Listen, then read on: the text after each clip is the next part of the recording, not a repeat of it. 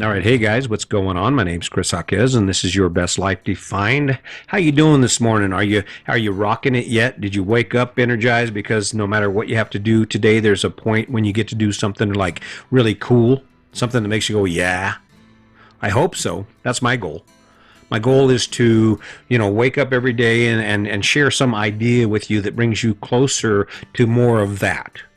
To more of that thing where you're like energized. You wake up and you're like, yeah, I can do this. I can do this. I can't wait till I get done doing this crappy job so I can go do this thing and have something at the end of your day or over the weekend that you get to do that actually adds fuel to your tank. And you get to do it so much, and no matter how much you do it, you want to do it more, so you schedule it more. And you know what that is? That's gas. That's fuel. And what that fuel does is that fuel adds energy to your tank to do more things like that, to be better at managing your life. That's what this is all about. Now, I've mentioned in the past that I don't buy off on the happiness as a gauge for our choices. The reason I say that is because look what happiness does for most of us. And let's just step back a minute. Let's think about what happiness actually is.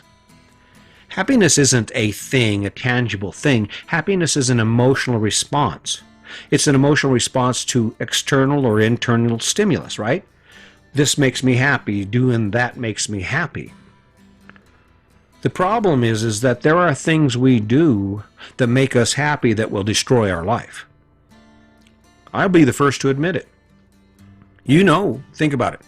Think about the last time you bought a new car, even if it wasn't a brand new car. Think about the last time you got anything new that you didn't have before, that you've been wanting or you've been thinking about or talking about or dreaming about. Think of the last time you got that, how it made you feel. Made you feel happy, right? Right. That's because that's what it does. We are hunter-gatherers. When we acquire things, it makes us happy. Doing things that we enjoy makes us happy. I like hanging out on the beach and drinking gin and tonics. I like hanging out on the beach and drinking beer. I love eating fast food. I love Taco Bell. I love Burger King. I love Culver's. Makes me happy every time I eat at those places. And that's how we gauge most of our life. If you think about it, when you look around, the idea of owning the house and the car, the kids and all the stuff, what drives that? The desire to be happy, right? The desire to have that feeling in your life that makes you feel like everything is great and everything's wonderful and oh yeah, so amazing. The issue is what happens to that happiness? What happens to that feeling a month or 2 months or 6 months after that initial burst, that initial moment when you're just like, I can't be any happier. I can't be any happier. What happens to that moment after that? It fades. Because it doesn't have any longevity to it. It doesn't have any endurance. There's no life to that. Now, the exception is better. The exception is better. When we make choices in our life that make our life better, there's an endless supply of happiness that comes from that. So think about this. This podcast is an example of something that it doesn't make me happy. It makes my life better, which makes me happy.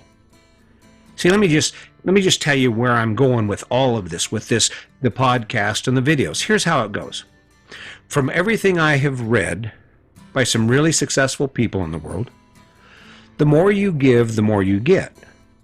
So I'm thinking to myself, okay, well, I have something to give. I learned in prison that the value of a person is important. I mean, that to put your value into people around you, do kind things for people around you, and in return, they do kind things for you. So I think to myself, well, what happens if I show up every day and I give someone a tidbit of information that might just change your life? There you are, you're sitting in traffic, you're all angry, and you decide, okay, I'm going to listen to this Live Your Best Life, your Best Life Defined podcast, and you're over there sitting and listening, and I tell you, hey, listen, it's a lot more fun to play than it is to work. And at first you go, oh yeah, that's bull crap. But over time you start to realize and you start putting those pieces together. What do you think that's going to do for me? I don't have a clue. I know that if enough people fall into this and say, okay, I see what he's saying. He's not asking for anything, so I see there's nothing at risk here. Let's jump in. I'm going to keep listening.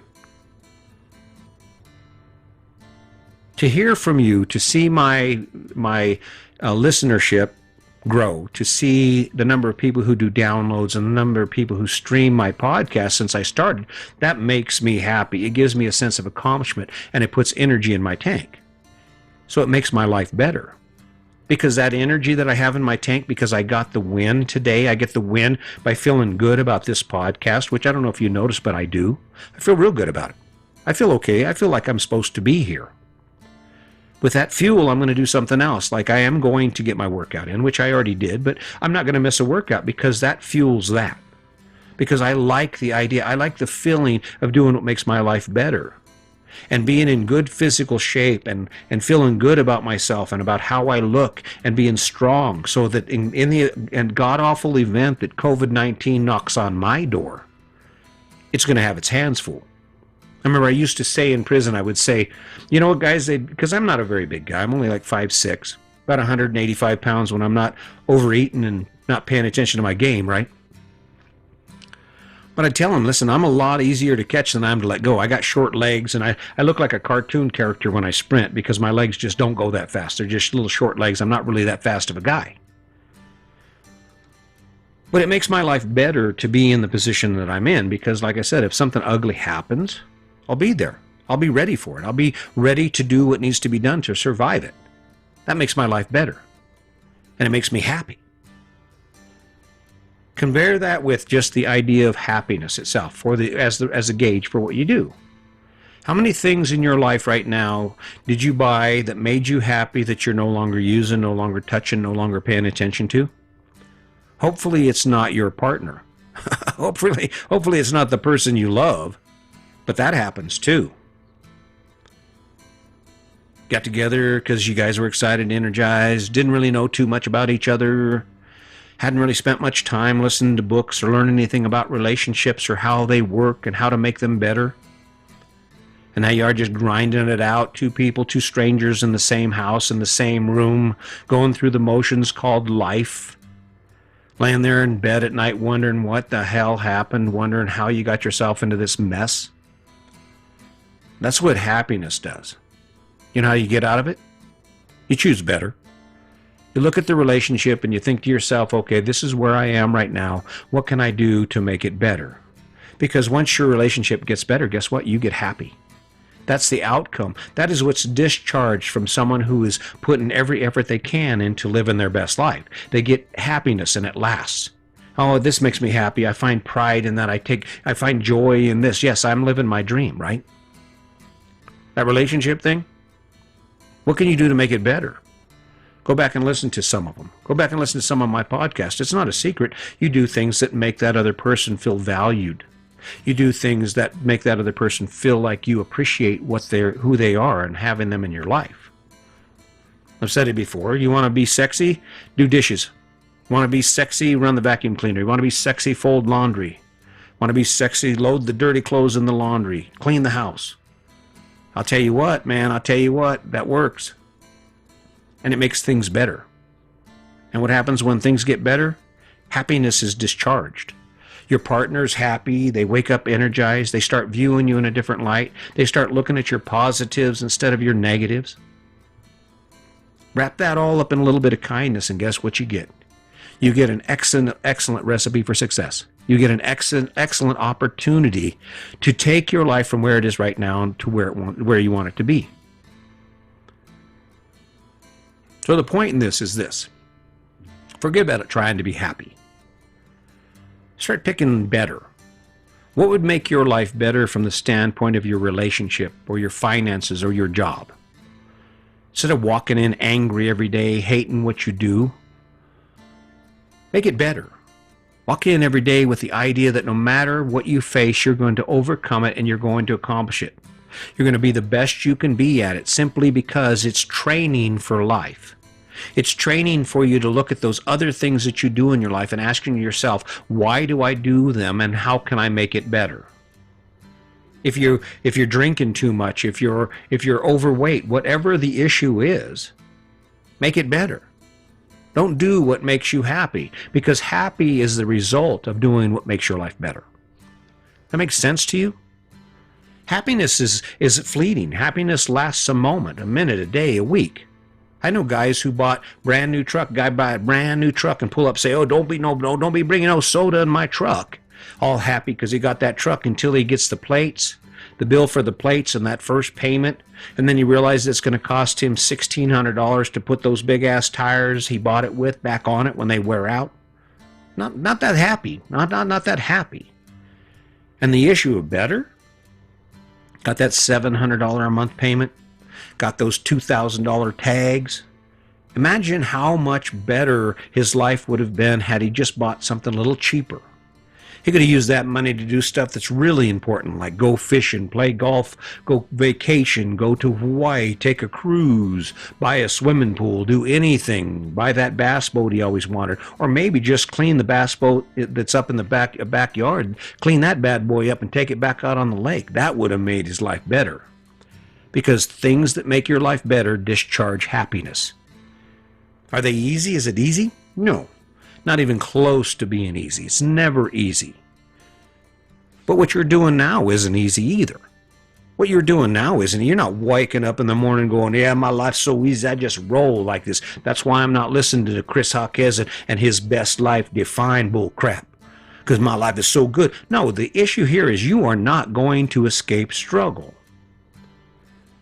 So why not struggle for something that makes you happy by making your life better? Having more free time because you went ahead and went back to school and you landed that day shift job, 7 to 3:30, 7 to 4 o'clock, and you're off on the weekends and the holidays because you put the effort in to something that made your life better, and as a result you wake up energized, excited, and happy. You cannot buy, you will never buy enough stuff to make you happy. And if you think I'm wrong there, go take a look in your closet at all those shoes, those clothes. Go look out in the garage at all those dusty boxes of stuff you couldn't live without, and now look where it is. And some of it you will never see. But you'll keep moving it around. You keep moving it around in that big garage that makes you so happy. I don't know. I hope you get it. I hope you get it someday. I hope that if you're not moving forward and asking yourself questions about why you're swimming in debt, why you're angry, why you think it's okay to be mean or hate people you don't even know, why your opinions are more important than your life, I hope you'll step back for a minute, start listening to what I'm saying. See, I've said it before. If you don't, here's the sad thing. You get two choices in this. If you don't listen to what I'm saying, if you don't take some of these points I'm giving you for free and try and apply them to your life and try and understand what it is I'm talking about, and you just ignore everything I've said, in 10 years, your life is going to be where it is. And it's not going to be any place that's any better than where it is now. Because you can't do the same exact thing and expect a different outcome. But on the other hand, if you listen to what I'm saying about planning your next decision around who you are and what you love, with the idea of generating energy in your life and getting inspired by the things you do, and you stop listening to all that noise and start controlling your want, and build this amazing story around who you can be and what your life can look like based on who you are. In 5 years and 10 years, you're going to look back and you're going to go, "Damn, he was right. I did it. Look at us. We're debt-free. We have the home we want, and we have access to the things we love to do." And that's the ticket. And that's what I'm trying to give you. So take it for what it is. Like I said, you might be thinking I talk way too much, and maybe I do, but I'm not giving up on you. I'm definitely not giving up on me. This is energy for me. This is fuel that reminds me that the things I'm saying are true because I'm putting it to work every day, and I'm inviting you to do the same. I hope you will. As always, spend every day from a platform of kindness. We need some of that. And as always, just remember, today's your day. Make it a good one.